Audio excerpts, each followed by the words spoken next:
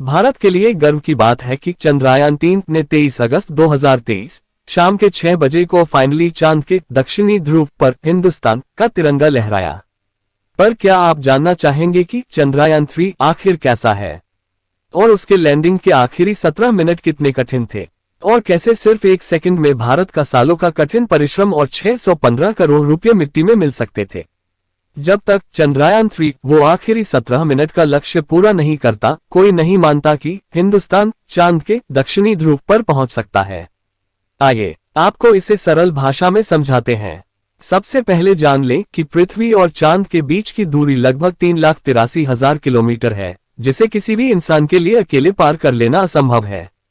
इसलिए वैज्ञानिक चांद की जानकारी को प्राप्त करने के लिए अंतरिक्ष यान भेजते हैं, जो चांद की वायुमंडल, सतह और खतरों के बारे में जानकारी जुटाने में मदद करते हैं। 3,83,000 किलोमीटर की यात्रा को चंद्रयान के रोबोट पायलट की मदद से ड्राइव किया जाता है। वैज्ञानिक पायलट को सिर्फ सलाह देते हैं, जिसके आधार पर रोबोट पायलट निर्णय लेता रहता है। अंतरिक्ष यान पर लगे कैमरों के द्वारा वैज्ञानिक हर क्षण उसकी प्रगति का निगरानी करते हैं और अंतरिक्ष में घटित घटनाओं को कैप्चर करते हैं। लेकिन एक बड़ा सवाल उठता है, यदि चंद्रयान-3 इतना बुद्धिमत्ता से भरपूर है और कैमरों से भरपूर है, तो लैंडिंग में गलतियों के खतरे क्यों हैं?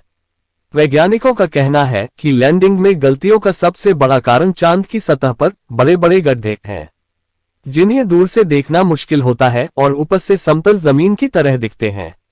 ये गड्ढे इतने बड़े होते हैं कि उनमें लगभग 100 ट्रक और एक पूरा पहाड़ भी समा सकता है। लैंडिंग के आखिरी 17 मिनटों में जब चंद्रयान-3 चांद की सतह के बहुत करीब होता है, यदि किसी कारणवश कनेक्शन टूट जाता है, तो रोबोट पायलट गड्ढे में उतरने का गलत निर्णय ले सकता है। इस स्थिति में चंद्रयान-3 क्रैश भी हो सकता है। हाल ही में के रूस के लूना अंतरिक्ष यान की चांद की सतह पर उतरने से पहले हुई दुर्घटना ऐसी का एक उदाहरण है। इसलिए भारत में भी चंद्रयान-3 के चांद की सतह पर सफलतापूर्वक उतरने तक पूरा देश सांस रोककर बैठा हुआ था। इस अनिश्चितता की अवधि को वैज्ञानिकों की भाषा में 17 मिनट का आतंक यानी टेरर ऑफ 17 मिनट्स कहा जाता है। हालांकि सब ठीक हुआ और प्रधानमंत्री नरेंद्र मोदी की पर्यवेक्षण में इसरो के वैज्ञानिकों ने अपना कौशल प्रदर्शित किया और भारत ने चांद के दक्षिणी ध्रुव पर अपना झंडा फहराया और एक ऐतिहासिक उपलब्धि प्राप्त की। यदि आपको वीडियो की जानकारी पसंद आई तो चैनल को सब्सक्राइब करना न भूलें और कमेंट सेक्शन में अपने विचार जरूर साझा करें।